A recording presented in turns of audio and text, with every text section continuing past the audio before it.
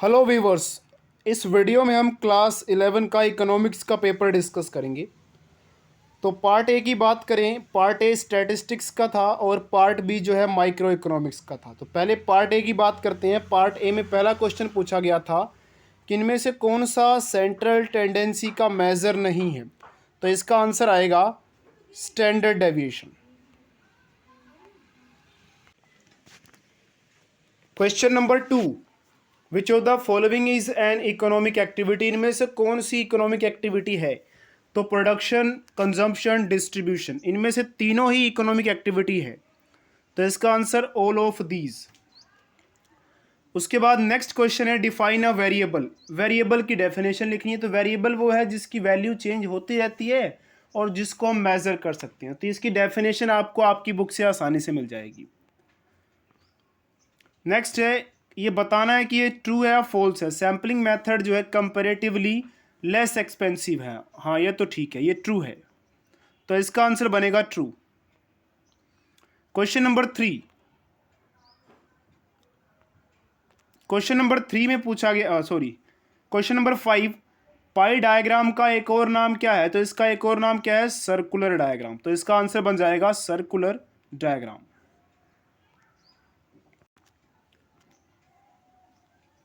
Next अगर हम बात करें क्वेश्चन नंबर 6 से 9 की बात करेंगे। तो 6 क्वेश्चन में हमें कुछ एक डाटा दिया हुआ था। इसमें से पहला जो इसका पार्ट पूछा गया था वो था, फर्स्ट पार्ट में पूछा गया था कि the above series is an example of. तो ये सीरीज जो है किसका एग्जाम्पल है, इंक्लूसिव या एक्सक्लूसिव। तो इसका आंसर आप कैसे देंगे। देखिए यहाँ पे 48 पे ख़त्म हो रहा है और ये 49 पे शुरू हो रहा है। जब ख़त्म और शुरू अलग अलग वैल्यूज़ पे होते हैं तो ये इंक्लूसिव सीरीज होती है। नेक्स्ट 7th में पूछा गया था ये कौन से टाइप का प्रेजेंटेशन ऑफ डाटा है। तो जब भी आपको इधर नंबर दिखाई दे, यहाँ पर इस साइड ये नंबर लिखे हुए हैं ना, अगर यहाँ पे जगह दिखाई देती है तो जियोग्राफिकल, यहाँ पे समय लिखा होता है तो होता है क्रोनोलॉजिकल। बट यहाँ पे तो यहाँ पे नंबर्स लग रहे हैं 44, 48, 49, 54। तो जब नंबर दिखाई देंगे तो इसका मतलब ये सीरीज हो गई क्वांटिटेटिव क्लासिफिकेशन। तो इसका आंसर आ जाएगा क्वांटिटेटिव। उसके बाद क्वेश्चन नंबर 8, इसमें हमें कहा गया था कि percentage of students having wait more than 63 kg। 63 kg से ज़्यादा वेट कितने स्टूडेंट्स का है। तो 63 से ज़्यादा वेट है स्टूडेंट्स का ये 9 और 8, 9 और 8 यानी कि 17 बच्चों का वेट जो है वो 63 kg से ज़्यादा है। क्योंकि यहाँ आप देख सकते हैं कि 63 के बाद ये 64 से लेके 73 जितना भी वेट है वो कुल मिला के 17 बच्चों का है। तो 17 वैल्यू ऊपर, 36 नीचे, मल्टीप्लाई 100। तो इसको आप अगर सोल्व करते हैं तो आपका आंसर करीब 47 पॉइंट समथिंग आएगा, यानी कि option number B. Question number 9, how many students have weight less than 58 kg। 58 kg से कम कितने बच्चों का वेट है। ये क्वेश्चन थोड़ा सा ट्रिकी था। देखिए 58 kg की बात हो रही है तो ये पहले 3 वैल्यूज़ को देखेंगे हम। 44 से 48 3 बच्चों का वेट है। फिर 49 से लेके 53 4 बच्चों का वेट है। 54 से 58 5 बच्चों का वेट है। हमें कहा गया है 58 से कम होना चाहिए। तो 58 से कम होना चाहिए, लेकिन 54 से 58 वाले में 58 को भी काउंट कर लिया गया है। यानी कि अगर आप इसको ऐड करते हैं 3 और 4 7, 7 और 5 12, 12 इसका आंसर नहीं होगा। क्योंकि 12 अगर आप लिखते हैं तो इसमें वो बच्चे भी आ जाएंगे जिनका वेट 58 है। हमें कहा गया था 58 से कम होना चाहिए, यानी कि आंसर 12 से कम। लेकिन 7 से ज़्यादा, क्योंकि 7 तो सिर्फ 53 में ही ख़त्म हो जाएगा। हमें 58 से कम रखना है, यानी कि 12 से कम 7 से ज़्यादा। तो इसका आंसर बनेगा 10।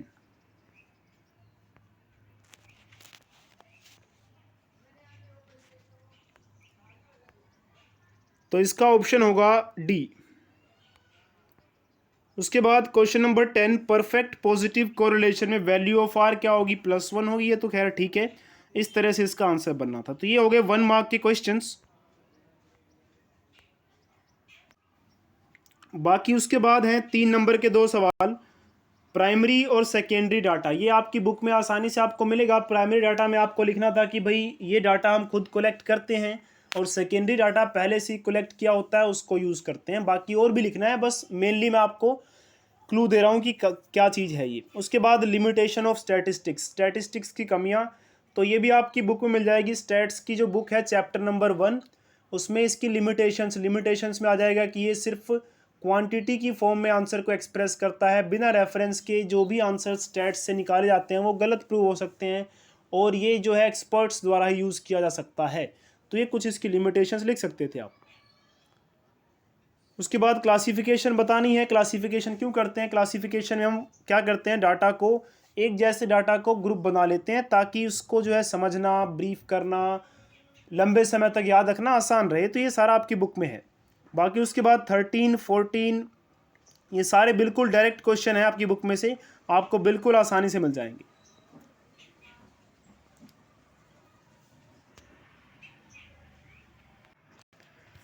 चलिए अब बात करते हैं क्वेश्चन नंबर 18 की। माइक्रो इकोनॉमिक्स से स्टार्ट हो गई है। इनडिफरेंस कर्व क्या होता है? तो इनडिफरेंस कर्व की बात करें तो ये उन सेट्स का उन सेट्स का पॉइंट है जिनमें जो सेटिस्फैक्शन है वो सेम मिलती है।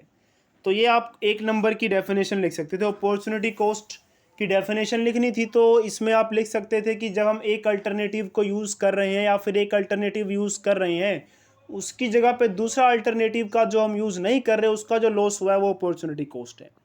20वें में कौन सा सब्जेक्ट मैटर नहीं है माइक्रो इकोनॉमिक्स का? तो इसका आंसर आएगा मॉनेटरी पॉलिसी, यानी कि ऑप्शन नंबर सी। उसके बाद क्वेश्चन नंबर 21 कहता है कि टोटल प्रोडक्ट क्या होगा जब मार्जिनल प्रोडक्ट 0 होगा? तो उस समय टोटल प्रोडक्ट होता है maximum. Question number 22 perfect competition में कितने सारे सेलर्स होंगे? बहुत सारे सेलर्स होंगे, यानी कि वेरी लार्ज। तो इसका आंसर आएगा बहुत सारे सेलर्स होते हैं, तो लार्ज लिख देना है आपने, वेरी लार्ज नहीं, क्योंकि इतने भी लार्ज नहीं होते कि ज़्यादा सेलर्स हो जाएं और बायर्स कम हो जाएं, तो इसलिए लार्ज चलेगा इसका आंसर। उसके बाद नेक्स्ट क्वेश्चन की बात करें, क्वेश्चन नंबर 23। क्वेश्चन नंबर 23 से 26 पैसेज बेस्ड क्वेश्चन था। तो इसमें पूछा गया था elasticity of demand of salt is in elastic या फिर इलास्टिक? तो इसका आंसर आ जाएगा इन इलास्टिक।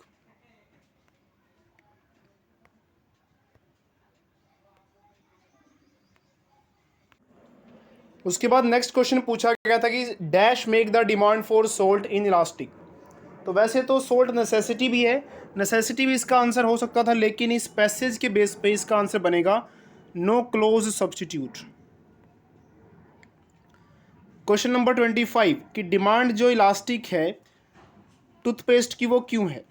तो it has a competitive market, ठीक है। It is not necessity of life, ये भी ठीक है। जब ए और बी ठीक है और ऑप्शन डी दे रखा है तो तुम्हें सी पढ़ने की ज़रूरत ही नहीं है। सी पे डी पे सीधा टिक मारेंगे, all of the above.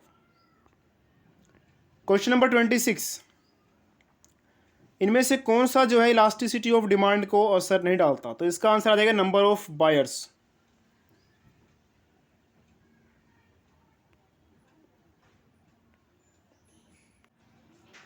Question number 27 इसमें टी आर दिया हुआ था और क्यू क्वांटिटी दी हुई थी, एन जो है नंबर ऑफ यूनिट्स हैं, तो हमें मार्जिनल रेवेन्यू निकालना था। तो मार्जिनल रेवेन्यू की बात करें अगर हम, उसके बाद नेक्स्ट क्वेश्चन में पूछा गया था कि हम मार्जिनल रेवेन्यू कैसे निकाल सकते हैं? तो मार्जिनल रेवेन्यू निकालने का ये भी फॉर्मूला होता है और ये भी फॉर्मूला होता है। तो आंसर ए और बी दोनों, यानी कि इसका आंसर ग यानी कि सी हो जाएगा। उसके बाद 3 नंबर के सवाल थे कि central problem how to produce को एक्सप्लेन करना था कि कैसे प्रोड्यूस किया जाए। तो इसमें हमारे पास 2 ऑप्शंस होते हैं, लेबर इंटेंसिव और कैपिटल इंटेंसिव, दोनों को एक्सप्लेन कर देना था आपने। उसके बाद सप्लाई को कौन कौन से फैक्टर्स अफेक्ट करते हैं ये एक्सप्लेन करना था। तो इसके भी बहुत सारे फैक्टर्स थे कि प्राइस डिपेंड करता है, रिलेटेड गुड्स का प्राइस डिपेंड करता है, इसके अलावा और भी मतलब बहुत सारे फैक्टर्स हैं, तो कोई भी 3 या 4 आपकी बुक में जो थे वो एक्सप्लेन कर देने थे। 29 की बात करें, ये न्यूमेरिकली मैं सोल्व कर देता हूँ क्योंकि ये शायद आपकी बुक में डायरेक्टली ऐसा सवाल ना मिले। तो पहले प्राइस 10 था तो प्राइस 10 से 7 हो जाता है, और क्वांटिटी डिमांडेड जो है वो 100 से 160 हो जाती है। हमें प्राइस इलास्टिसिटी निकालनी है। तो प्राइस इलास्टिसिटी का फॉर्मूला हमारा था E D is equal to minus P upon Q delta Q upon delta P. तो वैल्यू भरते हैं यहाँ पे, माइनस पी की वैल्यू, पहले प्राइस था 10, क्यू की वैल्यू 100, डेल्टा क्यू 160 माइनस 100 60,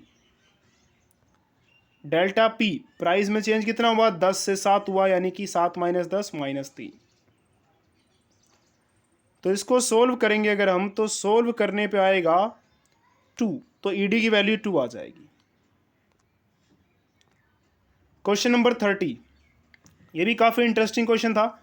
इसमें हमें लॉ ऑफ वेरिएबल प्रोपोर्शंस के तीनों फेजेस को पहचानना था और रीज़न भी देना था कौन सा फेज़ क्यों और कैसे है। तो इसको पहचानने के लिए आपको क्या करना था, देखिए टोटल प्रोडक्ट देखिए 10 से 12, तो इसके लिए आपको पहले एमपी निकाल लेना था। एमपी निकाल लेंगे तो आपके लिए क्वेश्चन ईजी रहेगा। 10 सेकंड के लिए एमपी आ जाएगा 12, फिर 8, फिर उसके बाद 5, और उसके बाद -5। तो पहले आपको एमपी निकालना था, पहले 10 है एमपी, उसके बाद 12 और फिर 8 और फिर 5 और फिर -5। तो एमपी बढ़ा कहाँ पे, 10 से लेके 12 तक, यानी कि पहले 2 यहाँ से लेके, यानी कि 2 यूनिट्स तक हमारा फेज़ कौन सा रहेगा, इंक्रीजिंग रिटर्न्स वाला।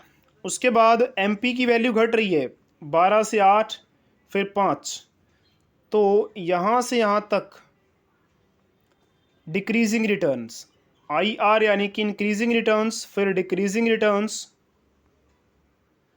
और फिर एमपी की वैल्यू नेगेटिव आती है, मतलब नेगेटिव रिटर्न्स। तो इस तरह से आपको फेजेस बताने थे, कौन कौन सा फेज किस समय आएगा और क्यों आएगा। क्योंकि पहला फेज इंक्रीजिंग रिटर्न्स इसलिए है क्योंकि एमपी बढ़ रहा है, इंक्रीज कर रहा है, 10 से 12 हो रहा है। तो आंसर लिख देते आप इंक्रीजिंग रिटर्न्स पहले 2 प्रोडक्ट्स के केस में है, कारण क्योंकि एमपी बढ़ रहा है। उसके बाद डिक्रीजिंग रिटर्न्स क्योंकि एमपी की वैल्यू घट रही है, और नेगेटिव रिटर्न्स का मतलब एमपी नेगेटिव है इसलिए। इसके बाद नेक्स्ट क्वेश्चन की बात करें अगर हम,